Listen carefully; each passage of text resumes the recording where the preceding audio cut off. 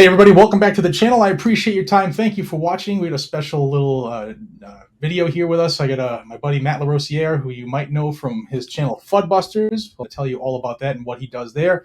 He's also an attorney with Firearms Policy Coalition, and we're going to pick his brain about the red flag legislation that for some reason the senators think they can just negotiate our rights away. Matt, thank you for taking time out of your day, man. I know you got a lot going on. I appreciate your coming on. No, hell, man, thanks for having me. And I mean, you raised an interesting question in the beginning there, is that, that's what everybody seems to be saying, is that they're negotiating our rights away. But then I posit, what is a negotiation, right? Yeah. A negotiation is usually when side A wants X, side B wants Y, and so then you get X minus 1, Y minus 1, and like each side gets something. What exactly are they negotiating for? Yeah, exactly. Right? Yeah, they're just trying to force it down our throats and make it a little more palatable, like, more government, please. Yeah, no, what they're actually doing is they're saying, we want to take off your right hand, and then these alleged people in our favor are like, but what if we just give them the pinky? It's like, no, how about NFA reform? How about get rid of the SBR restrictions? How about anything, right? At least try. I'm not saying that I would accept any of these deals, but I would love to see them try to actually get something for us, Yeah, I don't know. It'll be a tough time to get anything back the way things are going. So tell folks about you and yourself and your channel and what you do on Fudbusters for those who haven't watched. And I'll have links down below for everybody.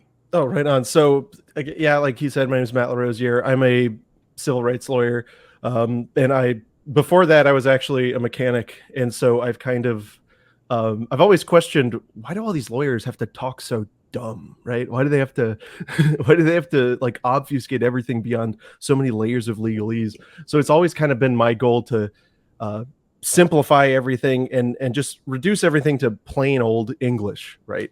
And so that's what I do in Fudbusters. I take areas of gun law that I've identified as either misunderstood or misinterpreted, or even some ways intentionally lied about, and then just boil it down plain English, 10-15 minute explanations of what's going on there. So that project's been a lot of fun. Of course, I'm also very proud to work with Firearms Policy Coalition. I've been an attorney with the coalition for a few years now, and I focus on policy. So I came from another large policy organization in DC. I was able to move back down to Florida, where I could be much more free, as you can see behind me.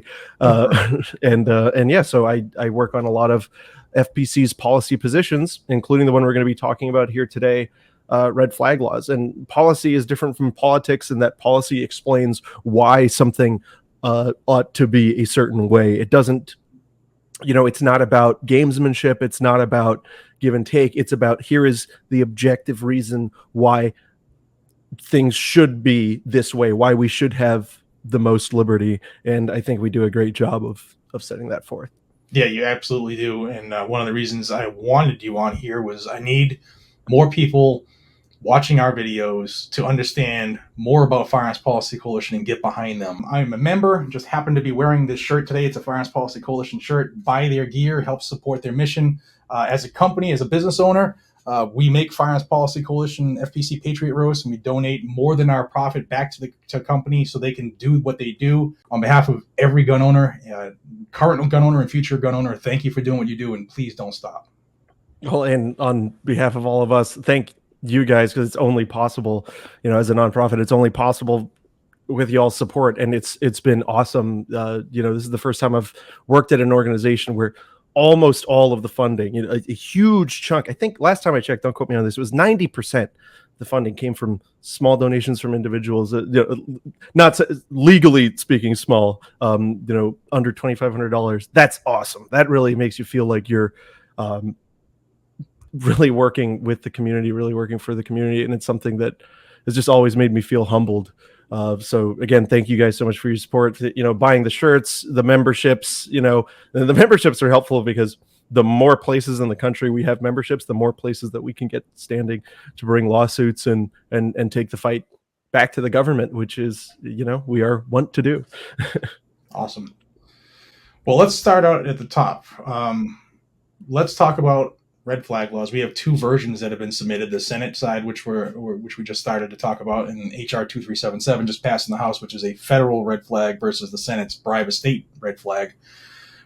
What is the official standing of Firearms Policy Coalition? What do they think about it, and what are you guys and gals doing about it right now to fight back? So, and this is actually something that I'm really proud to have been a part of. We have a official statement, a white paper on our policy position on red flag laws. So you can go to firearmspolicy.org/red_flag_laws. I'm sure you can have a link to it where you can read the policy brief that I had authored along with a couple of our colleagues.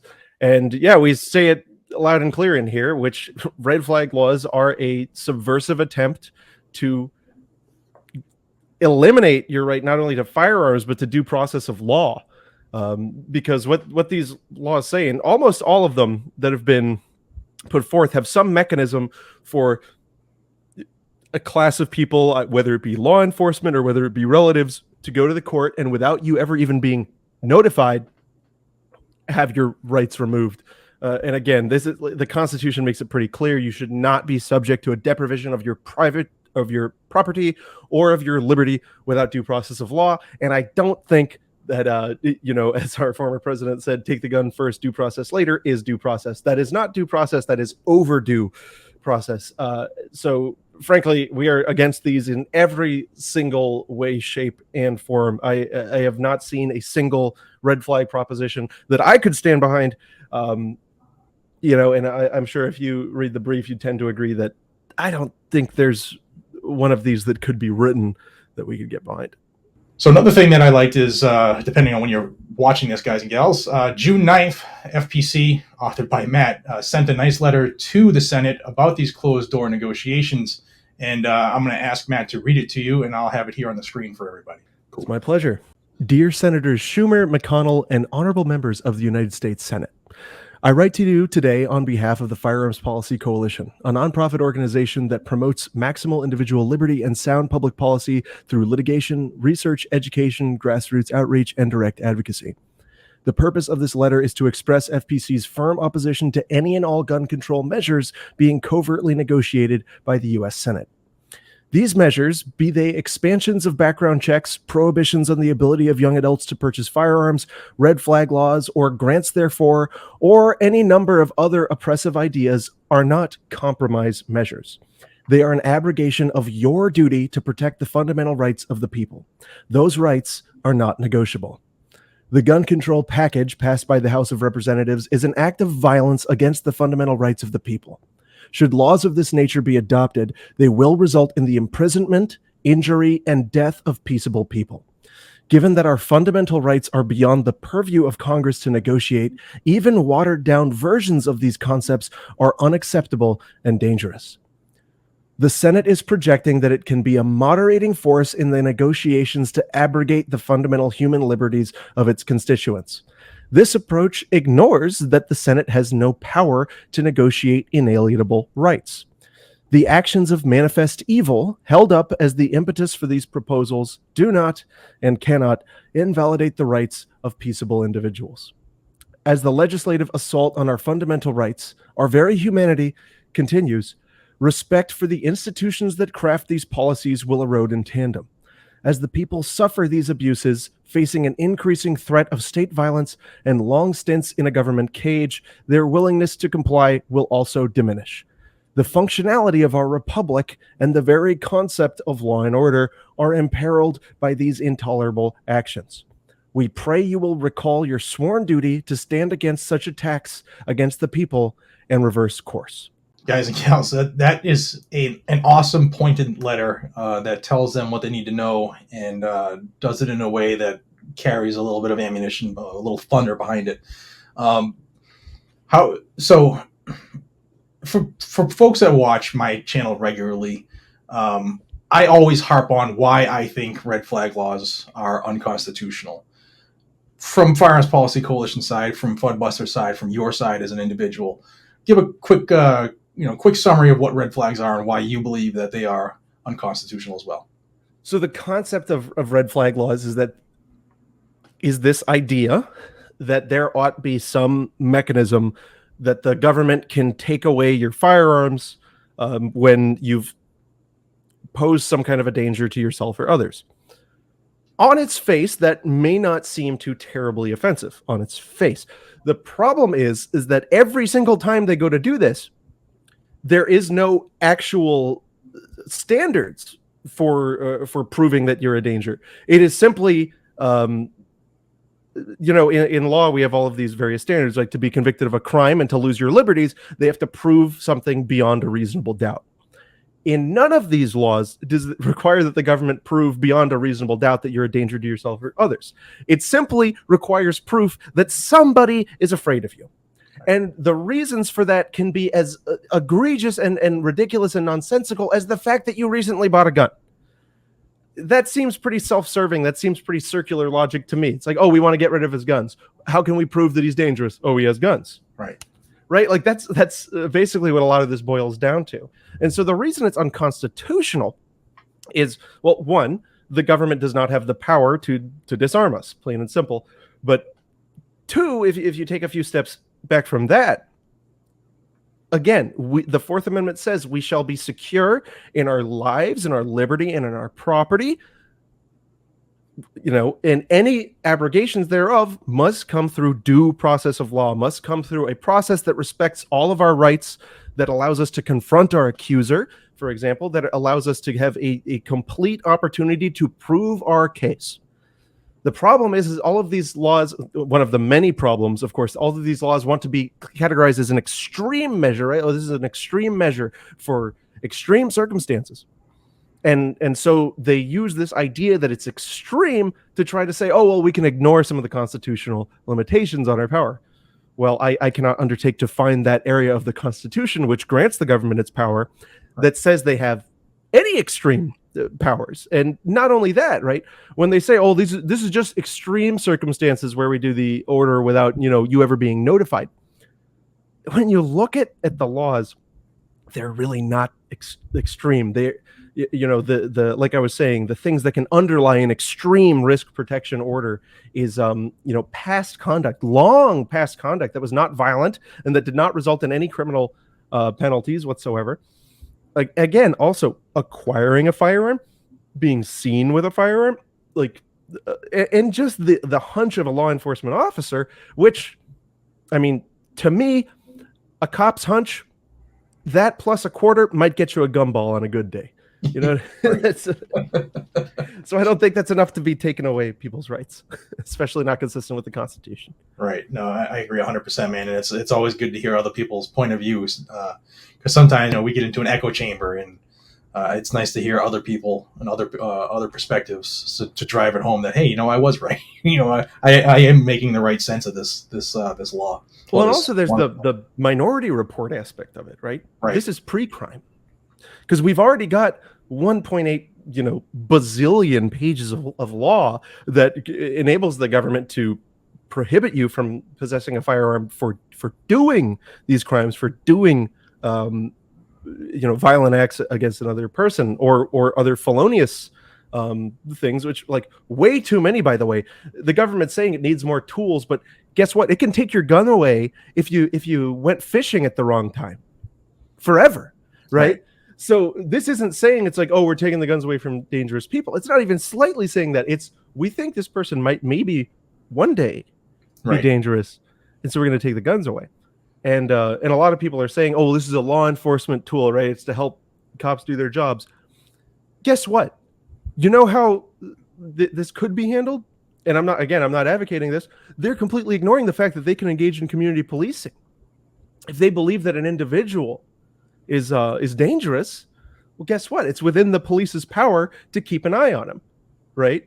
To patrol his neighborhood a little more often, to do any of these things. But you know what? That requires work. So they'd much rather just send in a SWAT team to use their fancy toys, right? That they're always so desperate and vibrating to use to hurt people. And that's dangerous. It's just, there's no logic behind this. It's just nonsense. It's saber rattling, because these people that these anti-gun folks have been losing so consistently, because guess what? The people are waking up. Right. And they're realizing that you can't blame the fact that, especially after COVID, everybody realized, hey, the government might not come help me, right? I might have to actually take responsibility for myself. So in droves, new people are becoming gun owners, and they're saying, hey, I don't want that crap. That's another reason I can't even comprehend why they're pushing so hard right now to get a win when it's so clear nobody wants this stuff. Right. Aside from the talking heads, Right. It's the whole never let a good tragedy go to waste type thing with everything we've. Yes, which is so foul. Yeah, it's politics, man. It's dirty. Somebody watching this, and it hurts me to say this, but there are people who don't know about Firearms Policy Coalition. Explain what it is, what y'all do, and why somebody should join.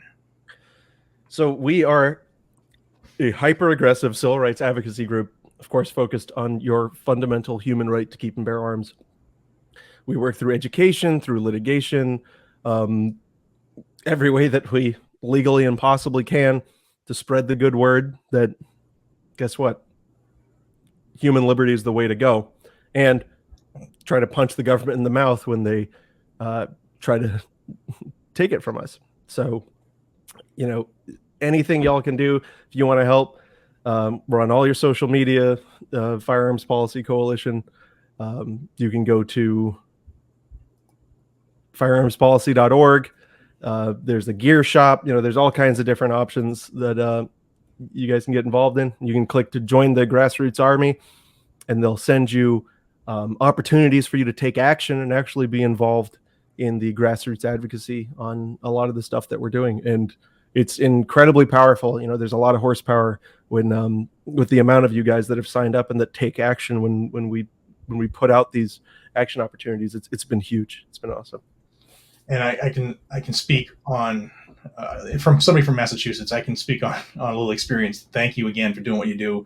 And the couple of times that I've had the opportunity to work with FPC for lawsuits that were kicked off here in Mass. Thank you for coming in when not a lot of companies, not a lot of agencies would, because they consider it a lost cause. So, guys and gals, if you're wondering, yes, they will come to the little territories like Massachusetts and still do what's right. So on behalf of everybody, again, man, thank you very much. I can't tell you how much we need FPC to keep doing what they're doing. Thank you for having me, man. Thank you so much for your support. Tell folks how they can find you, and I'll leave a link to your channel, but right on. Give everything else you want, any social media or whatever. But yeah, again, firearmspolicy.org, Firearms Policy on Twitter, all the other stuff. Me personally, you can get me on Twitter, Matt Law at Law, MATTLAATLAW. As well as Fudbusters is my YouTube channel. So happy to see you guys out there. All right, man. Guys and gals, links for everything will be down below. Join FPC, donate, subscribe to Fudbusters. He'll give you great information. Trust me, I watch it, and he'll make you laugh every now and then too, which is also welcome. Matt, brother, thank you. I know I'll let you get back to your stuff. I know you got a busy day. Can we get you to sing a sea shanty with me before you get off? That's a story for another day, but maybe. Right on, brother. But be safe. Right.